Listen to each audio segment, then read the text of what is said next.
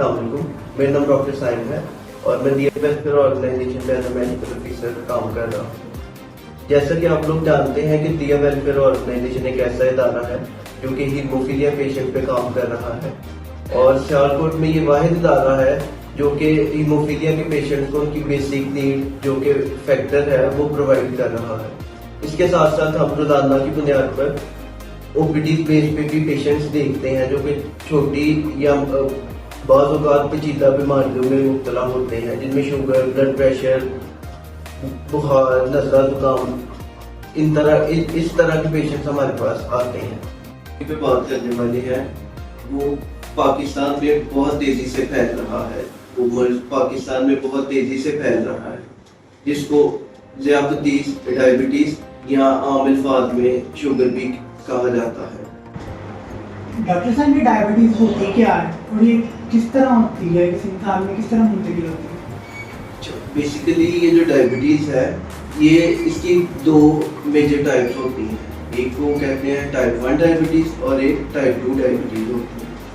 جو type 1 diabetes ہوتی ہے یہ بیسیکلی کم عمر کے لوگوں میں، مثلاً کہ بچپن میں بھی بچوں کو ہو جاتی ہے، جیسے اس میں انسولین کی بہت زیادہ ضرورت رہتی ہے۔ جو ہمارا لبلبا جسے ہم پینکریاس کہتے ہیں وہ انسولین نہیں بنا سکتا۔ بیسیکلی جو ہماری انسولین بن رہی ہے یہ ہماری جو باڈی میں آرگن ہے پینکریاس جسے لبلبا بھی کہتے ہیں وہ بناتا ہے، لیکن جب اس بیماری میں کسی وجہ سے جب وہ انسولین اپنی پراپر نہیں دے پاتا تو وہ جو بیماری اس کی وجہ سے جنریٹ ہوتی ہے اسے ٹائپ 1 ڈائبٹیز کہتے ہیں۔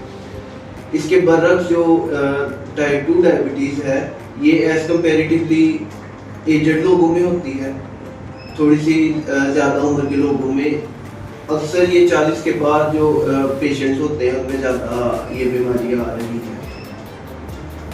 یہ ڈائبٹیز سے ہمیں گھبرانا چاہیے یا یہ کنٹرول کی جا سکتی ہے؟ پہلی بات تو گھبرانے کی تو ضرورت بھی نہیں ہے، کیونکہ یہ ایک ایسی بیماری ہے جو کہ قابل علاج ہے، نہ کہ کوئی ایسی بیماری ہے جس کا علاج ممکن نہیں۔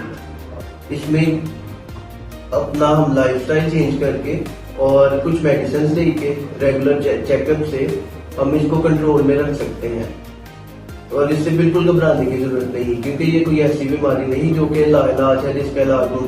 ڈاکٹر صاحب ڈائبٹیز کی علامات کیا ہیں اور ہمیں اس پر نظر کیسے رکھنی چاہیے؟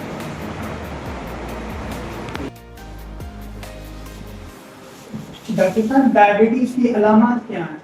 اچھا، اس کی علامات میں سب سے پہلے تو یہ ہے کہ مریض آ کے اکثر کمپلین کرتے ہیں کہ ان کا منہ جو ہے وہ بہت زیادہ خشک رہتا ہے، وہ بہت زیادہ لگتی ہے، یورین بہت زیادہ آتا ہے جو کہ نارمل روٹین سے ہٹ کے ہوتا ہے۔ اس کے ساتھ ساتھ وہ جسم میں درد، تھکاوٹ اور کمزوری کی بھی کمپلین کرتے ہیں۔ سب کن لوگوں کو زیادہ ڈائبٹیز کا رسک ہوتا ہے؟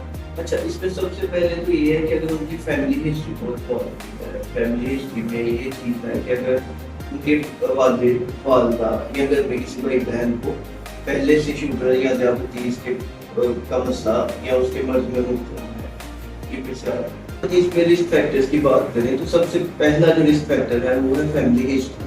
فیملی ہسٹری سے مراد یہ ہے کہ اس کے گھر میں یا والدہ یا والد یا بھائی بہن میں کسی کو بھی ذیابطیس کا مرض پہلے سے تھا۔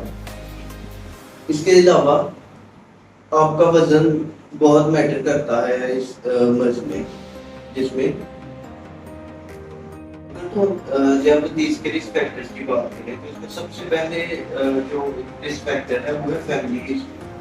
فیملی ہسٹری میں یہ ہے کہ اگر تو پہلے سے آپ کے خاندان میں مثلاً اس میں آپ کے والدین، بھائی بہن میں سے کسی کو بھی ذیابطیس کا مرض تھا تو یہ بیماری آپ میں بھی منتقل ہو سکتی ہے۔ اس کے علاوہ ایک انسان کا اگر وزن بہت زیادہ ہو، مطلب وہ موٹاپے میں شمار کیا جائے تو وہ بھی ایک رسک فیکٹر ہے۔ اس کے علاوہ رسک فیکٹر میں وزن کا زیادہ ہونا، مطلب موٹاپے میں جو جس فرد کو شامل کیا جاتا ہے، آپ کا لائف سٹائل بھی جیسے کہ بہت زیادہ سستی والا ایلیمنٹ ہو، بہت زیادہ فزیکل ایکٹیویٹی نہیں، آپ روزانہ ورزش نہیں کرتے، آپ کا کام کاج بہت زیادہ بیٹھنے والا ہے، یہ بھی ایک بہت بڑا رسک فیکٹر ہے ذیابطیس کا۔ اس سے بچنے کے لیے کیا کرنا چاہیے؟ تو ذیابطیس سے بچنے کے لیے جو سب سے زیادہ ضروری چیز ہے وہ ہے ایکسرسائز. اب روزانہ کی بیس پہ کم از کم 30 منٹ ورزش کریں یا اب پیدل تیز چلیں, جسے واک بھی عام الفاظ میں کہا جاتا ہے. اب واک یہ نہیں کہ آپ کو بالکل آہستہ چلنا ہے, بلکہ تھوڑا سے بڑے قدم کے ساتھ تھوڑا تیز چلنا ہے, جس سے آپ کا سانس پھولتا ہے. ایٹ لیسٹ آپ 30 منٹ تک روزانہ میں ورزش یا آپ واک لازمی کریں. اس کے علاوہ آپ جاگنگ بھی کر سکتے ہیں. اگر تو آپ کا وزن بہت زیادہ ہے تو آپ اپنا وزن بھی کم کر سکتے ہیں. ہیلدی ڈائٹ رکھیں. ہیلدی ڈائٹ میں آپ نے جنک فوڈ اوائڈ کرنا ہے, جس میں پیزا, برگر اور یہ جو بھی بیکری آئٹمس ہیں یہ آپ کو بہت زیادہ کم استعمال کرنے ہیں. اس کے علاوہ آپ ریگولر چیک اپ ضروری ہے اگر سمٹمس نہیں بھی ہیں؟ بہت اچھا کوشچن کیا آپ نے. جی ہاں, اس کی ارلی ڈیٹیکشن کے لیے یہ ضروری ہے کہ آپ ریگولر چیک اپ کروائیں. آپ ڈاکٹر کے ساتھ اپنا ریگولر فالو اپ رکھیں. اگر آپ کو جیسے کہ ہم نے علامات پہلے ڈسکس کی ہیں, جن میں پیشاب کا بہت زیادہ آنا, بھوک نہ لگنا, جس میں ہم نے ڈسکس کیا کہ پیشاب وہ علامات جو کہ ہم نے پہلے بھی ڈسکس کی ہے, جس میں پیشاب کا بہت زیادہ آنا, بھوک کا بہت زیادہ لگنا یا تھکن یا تھکاوٹ فیل کر رہے ہیں, تو آپ کو ضرور اپنے آپ کو ضرور ڈاکٹر سے اپنا فالو اپ رکھنا چاہیے.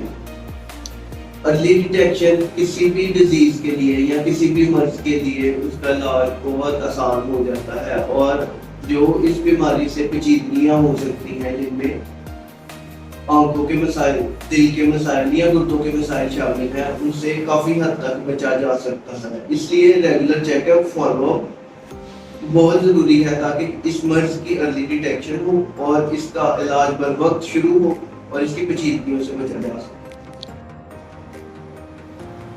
ڈاکٹر صاحب آخری پیغام کیا ہے ان لوگوں کے لیے جو اپنی صحت کے لیے سیریس ہونا چاہتے ہیں؟ اس میں تو بہت زیادہ کوئی مشکل چیز نہیں ہے.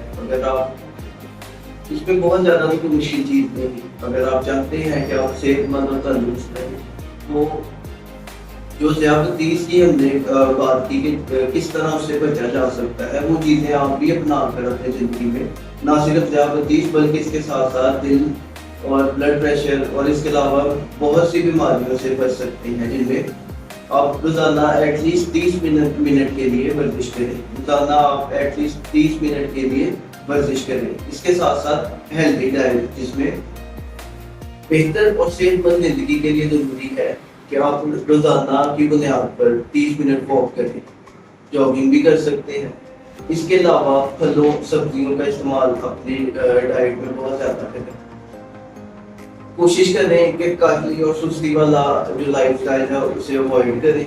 پیدل چلنا زیادہ بہتر ہے آپ کے لیے. پیدل زیادہ چلیں اور چکنائی والی چیزوں کو اپنی زندگی میں بہت کم استعمال کریں.